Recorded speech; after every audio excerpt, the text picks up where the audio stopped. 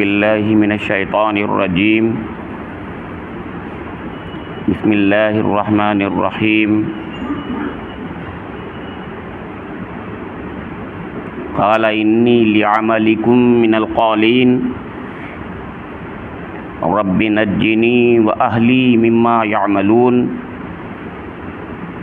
فنجیناہ واہلہ اجمعین الا عجوزا فی الغابرین ثم دمرنا الآخرین وامطرنا علیہم مطرا فساء مطر المنذرین ان فی ذلک لآیہ وما کان اکثرهم مؤمنین وان ربک لہو العزیز الرحیم۔ صدق اللہ مولانا العظیم۔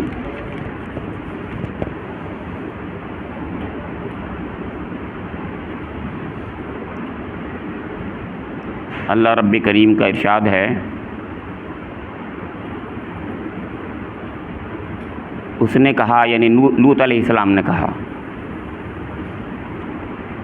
تمہارے کرتوتوں پر جو لوگ کڑ رہے ہیں میں ان میں شامل ہوں۔ اے پروردگار مجھے اور میرے اہل و عیال کو ان کی بد کرداریوں سے نجات دے۔ آخر کار ہم نے اسے اور اس کے سب اہل و عیال کو بچا لیا، بجز ایک بڑھیا کے جو پیچھے رہ جانے والوں میں تھی۔ پھر باقی ماندہ لوگوں کو ہم نے تباہ کر دیا اور ان پر برسائی ایک برسات، بڑی ہی بری بارش تھی جو ان ڈرائے جانے والوں پر نازل ہوئی۔ یقیناً اس میں ایک نشانی ہے، مگر ان میں سے اکثر ماننے والے نہیں، اور حقیقت یہ ہے کہ تیرا رب زبردست بھی ہے اور رحیم بھی۔ یہ سورہ الشعراء کی 168 تا 175 8 آیات آپ کے سامنے تلاوت کی گئی ہیں، جو 90 رکوع کی سورہ شعراء کی آیات ہیں۔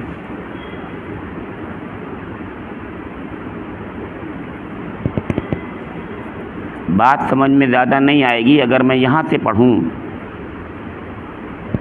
کہ کذبت قوم لوط المرسلین اذ قال لهم اخوهم لوط الا تتقون انی لکم رسول امین فاتقوا اللہ واطیعون وما اسألکم علیہ من اجر ان اجری الا علی رب العالمین اتأتون الذکران من العالمین وتذرون ما خلق لکم ربکم من ازواجکم بل انتم قوم عادون قالوا لئن لم تنتہ یا لوط لتکونن من المخرجین قال انی لعملکم من القالین۔ حضرت لوط علیہ السلام کا قصہ بیان فرمایا جا رہا ہے، قوم لوط کا، اور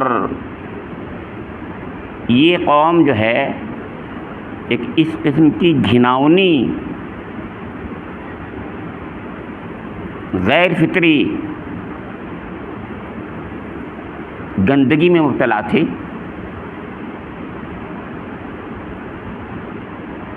کہ جس کو کہنا بھی اچھا نہیں لگتا۔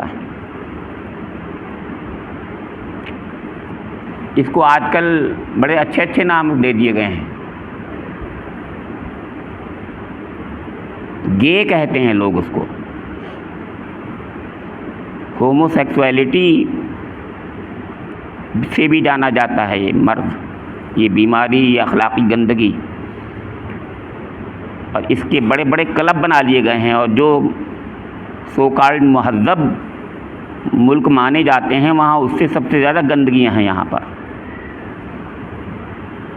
اور اس کا شاخسانہ دنیا نے 20ویں صدی کے آخر میں دیکھ بھی لیا، یعنی ایڈس کے نام سے۔ ایسا مرض کبھی دنیا میں اس سے پہلے نہیں آیا تھا، اللہ تعالیٰ کی طرف سے یہ گویا یہ وعید کا اظہار تھا، جو وعید انبیاء کرام کے ذریعے سے اس نے ہر زمانے میں بھیجی ہے کہ جو بھی انسان اپنی حد سے گزر جاتا ہے، فطرت کا خیال نہیں کرتا، اور تو پھر اس کا خمیازہ بھی وہی بھگتتا ہے۔ اور جب ایک فرد میں یہ کیفیت پائی جاتی ہے تو اللہ تعالیٰ ایسی چیزوں کو چھپائے رکھتا ہے، لیکن جب وہ اجتماع میں اور اجتماعیت میں اور قوموں میں آ جاتی ہیں چیزیں تو پھر اس پر عذاب آتا ہے۔ ایسی بات نہیں کہ آج عذاب نہیں آیا تھا، یعنی افریقہ میں یہ ایڈس کا عذاب آیا تھا اور آج تک ہے، وہ ایسی بات نہیں ہے کہ اب وہ کچھ، یہ تو بہت چھپاتے ہیں لوگ۔ تو گویا یہ عرض کرنا ہے کہ اللہ تعالیٰ نے اپنے کرم سے انسانوں کی ہدایت کے لیے، جس کا مقصد یہ ہے کہ انسان اپنی حد اعتدال سے، اپنی فطرت سے آگے نہ بڑھے، روگردانی نہ کرے، اپنی فطرت کے تقاضوں کو پورا کرے اس طریقے سے جو کہ معروف ہیں۔ اسی بات کو یاد دلانے کے لیے انبیاء کرام بھیجے، اور اس قوم کو یاد دلانے کے لیے حضرت لوط علیہ السلام کو بھیجا۔ لوط علیہ السلام نے دیکھی کیا بات کہی ہے۔ تو ہر رسول جو آتا رہا، اس نے ایک طرف تو رب سے تعلق استوار کرنے کی دعوت دی کہ تم اللہ کے بندے ہو، لہذا اللہ تعالیٰ ہی کی عبادت کرو، اور وہ ایک ہی خدا ہے تمہارا، یعنی عقائد درست کرنے کے لیے اللہ تعالیٰ نے انبیاء کرام کو بھیجا۔ پہلی چیز، بنیادی چیز۔ اور دوسری چیز یہ ہے کہ دنیا میں جو فساد کسی قسم کا بھی ہو، چاہے وہ اخلاقی ہو یا معاشی ہو یا کسی اور شکل میں ہو، جس سے فساد رونما ہوتا ہے اجتماعیت میں، تو پھر اس کے لیے بھی اللہ تعالیٰ نے خاص طور سے اولو العزم انبیاء کو بھیجا، اور انہوں نے اب جس اگلا واقعہ جو ہے حضرت شعیب علیہ السلام کی قوم کا ہے، وہ معاشی خرابی میں مبتلا تھی۔ اگلی درس میں یہی بات آئے گی۔ تو گویا وہ دوسری خرابی ہے۔ تو دنیا میں جتنی بھی اجتماعی خرابیاں ہوتی ہیں، اللہ تعالیٰ نے ان کے لیے خاص طور سے انتظام فرمایا کہ ان کی اصلاح کے لیے اپنے خاص بندوں کو منتخب فرما کر ان کو مبعوث کیا اسی کام کے لیے۔ تو انہوں نے ان کے عقائد درست کیے اور ان کے اخلاق درست کیے، ان کی زندگی میں جو بگاڑ آ گیا تھا اس بگاڑ کی اصلاح کرنے کی پوری کوشش کی۔ تو اصلاح کرنے کی کوشش میں ہونا تو یہ چاہیے تھا کہ ان کو شکریہ ادا کرنا چاہیے تھا،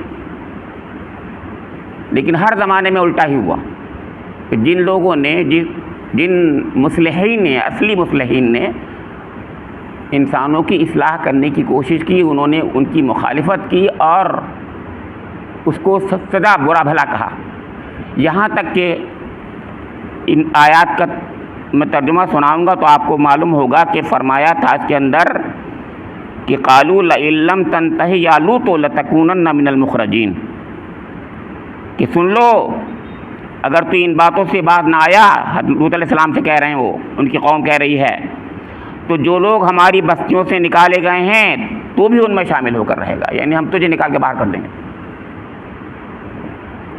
کہیں پر کہا انہم اناس یتطہرون، یہ بڑے پاک باز ہیں،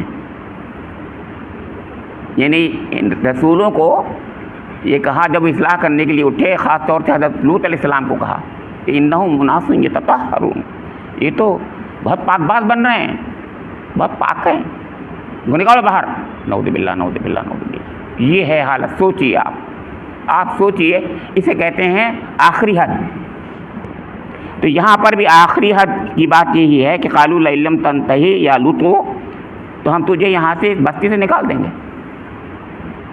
تو وہ کیا کہہ رہے ہیں؟ یہ آج کی آیت یہاں سے شروع ہو رہی ہے، قال انی لعملکم من القالین، کوڑ رہے ہیں اپنی قوم کی حالت پہ رو رہے ہیں، کڑ رہے ہیں، بیزار ہیں. قالین بیزاری، کڑنا، اس کی طرف توجہ دلا رہے ہیں کہ تمہارے عمل سے تو میں بہت بیزار ہوں، میں تو کڑتا ہوں، میں تو راتوں کو روتا ہوں.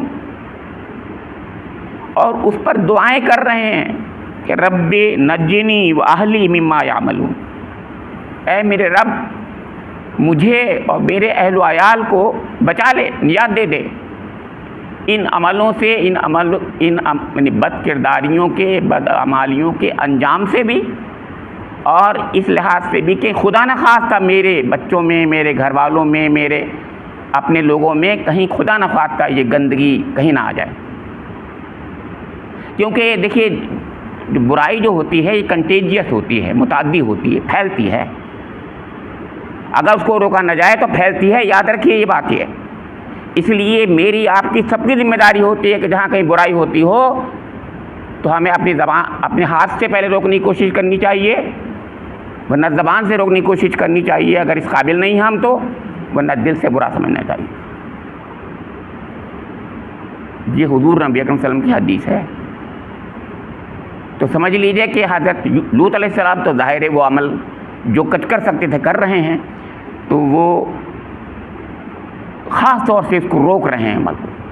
تو ان کو اس حد تک، یعنی ان کو وہ جو روک رہے ہیں تو ان سے کہا جا رہا ہے نکل جاؤ یہاں سے، ہم تمہیں نکال دیں گے، بہت پاک بات بن رہے ہو تم.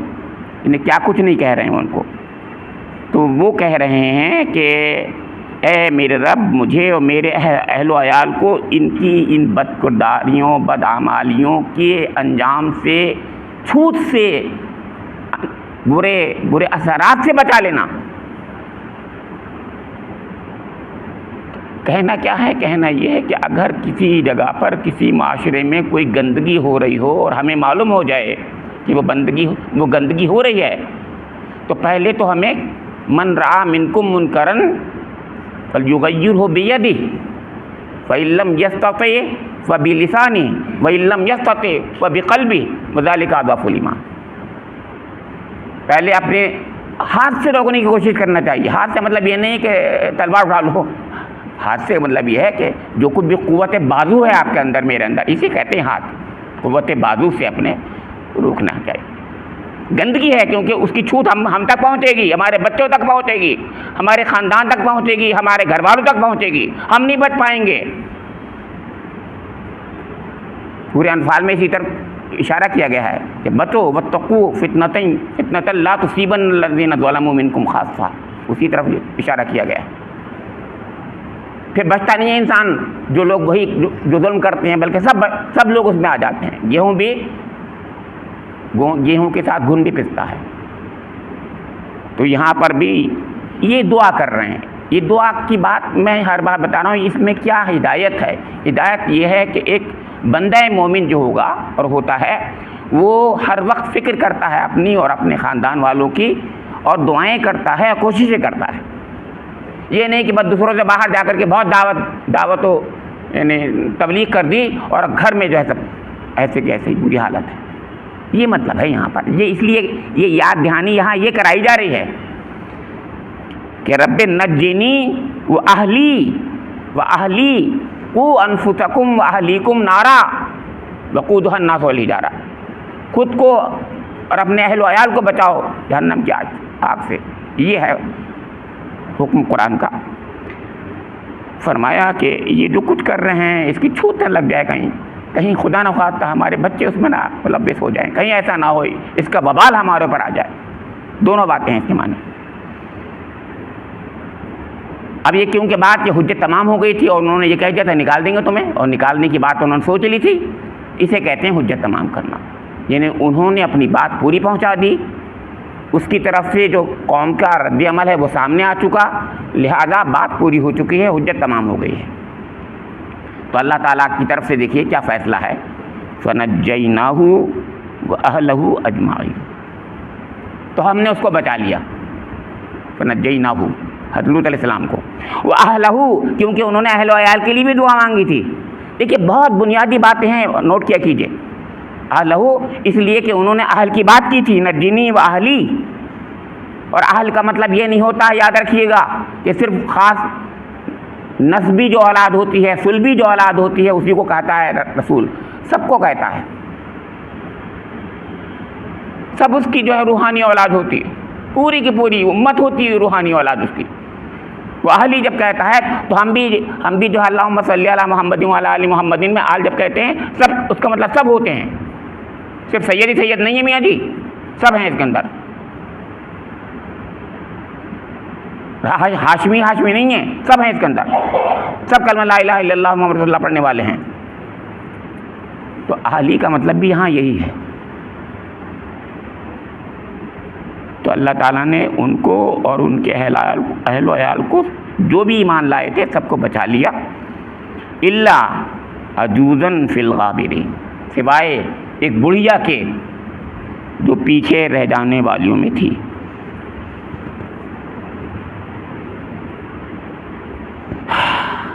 پیچھے کیوں رہی؟ کیا لوط علیہ السلام نے پیچھے رکھا اس کو؟ نہیں۔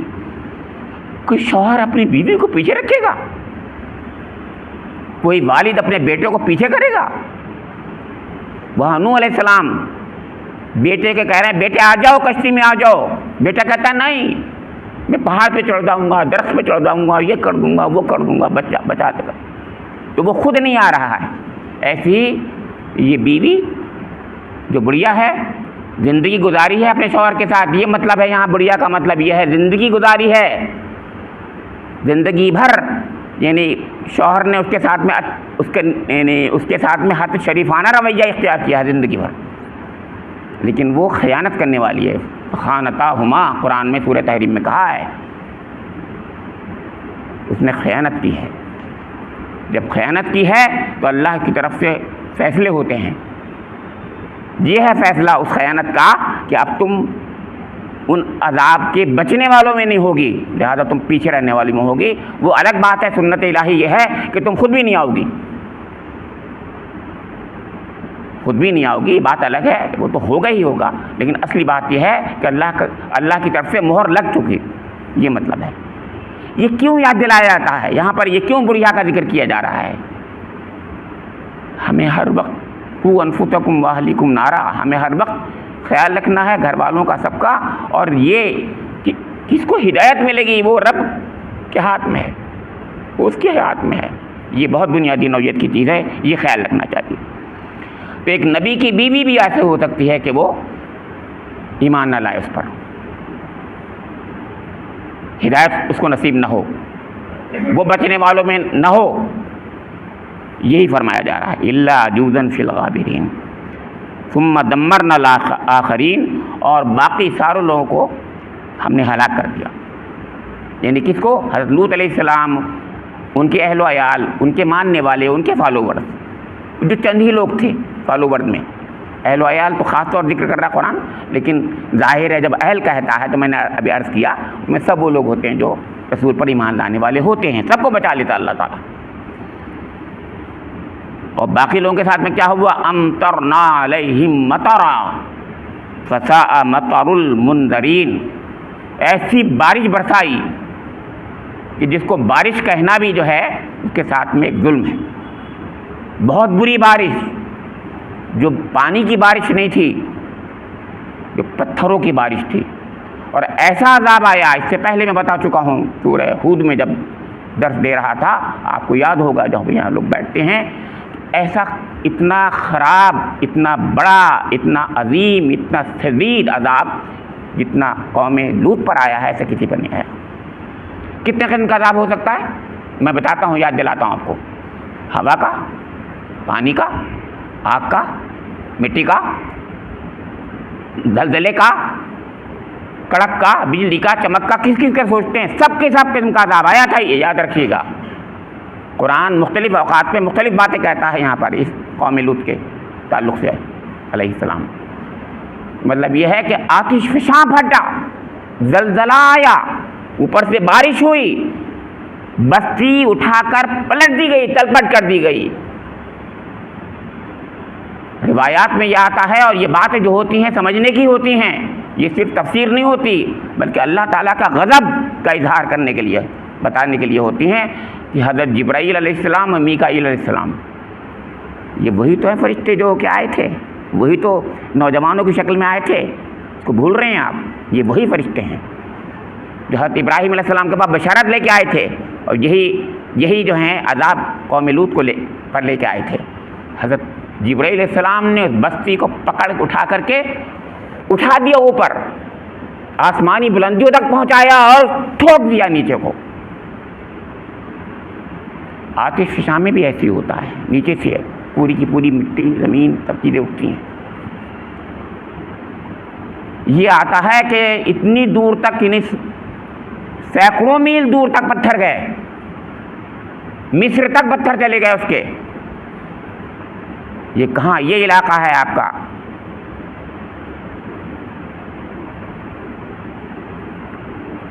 تو یہ بالکل پانی بحر مردار بن گیا، ڈیڈ سی بن گیا یہ۔ آج وہاں اسرائیل صاحب بیٹھے ہوئے ہیں۔ ٹھیک ہے، اللہ تعالیٰ کا عذاب ان پر بھی، جو آیا ہے سو آیا ہے، اور جو نہیں آیا ہے وہ بھی آئے گا انشاءاللہ۔ ایک بار پہلے آ چکا تھا وہ جب کا، اس پر انہوں نے ٹورزم کے ذریعے سے اس کو جو ہے اس پہ مزے کرنے کو شروع کر دیے، تو اللہ تعالیٰ اس کو بھی مہلت دیتا رہا، اور آپ جو ہے کب تک مہلت دے گا آپ جانتے ہیں، یہ اللہ ہی جانتا ہے۔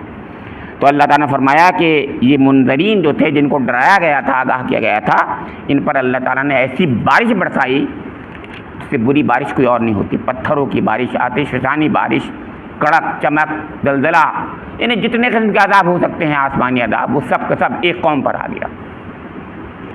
اور زیادہ بڑی قوم نہیں ہوگی، ظاہر آپ بھی جانتے ہیں یہ بات، لیکن اللہ تعالیٰ کا غضب ایسی ہوتا ہے۔ قرآن میں کہا کذالک العذاب والعذاب الآخرۃ اکبر، یہ عذاب ہو، اسے کہتے ہیں عذاب۔ تو میں بھی آپ کے سامنے رکھ رہا ہوں کہ اسے کہتے ہیں عذاب، کہ غصہ جب اللہ تعالیٰ کو آتا ہے اور غضب ہوتا ہے اس کا دنیا میں، اس کا مظاہرہ، تو ایسے ہی ہوتا ہے کہ پھر ہر قسم کا عذاب نظر آتا ہے، پھر اس کے اندر ہر چیز ہو، آگ اور پانی اور مٹی اور زلزلہ اور گرج اور برف، جتنی قسم کی چیزیں ہوتی ہیں سب کچھ اس میں ہوتا ہے۔ کہا گیا ان فی ذلک لآیہ، دیکھو اس میں نشانی ہے، اس عذاب میں نشانی ہے، اس واقعے میں نشانی ہے، اس پورے کے پورے قرآن پاک کی آیات میں نشانی ہے، اس قرآن میں نشانی ہے۔ ان فی ذلک، اس میں نشانی ہے، اس واقعے میں نشانی ہے۔ وما کان اکثرهم مؤمنین، اور یہ حضور کو تسلی ہے، پھر بھی بہت سے لوگ ایمان نہیں لاتے۔ اور میرے لیے، آپ کے لیے بھی تسلی ہے کہ اگر ہم یہ سمجھیں کہ سب ایمان لے آئیں گے، نہیں، الٹا سبق لیتے ہیں لوگ، ہر چیز سے الٹا سبق لیتے ہیں جب ان کی عقل ماری جاتی ہے۔ تو چنانچہ اسی نشانی پر الٹا سبق لیتے رہے لوگ، اور آج بھی لیتے ہیں۔ فرمایا کہ مگر ان ربک لہو العزیز الرحیم، بہت زبردست ہے اللہ رب کریم، اللہ رب العزت بہت ہی زبردست ہے، لیکن بہت ہی رحیم ہے۔ زبردست ہے تو جیسا چاہتا ہے عذاب بھیجتا ہے، اور میں نے اس عذاب کا ایک نقشہ آپ کے سامنے رکھا کہ جتنے قسم کے عذاب ہو سکتے ہیں وہ عذاب ایک ہی قوم پر، چھوٹی سی قوم پر آ گئے۔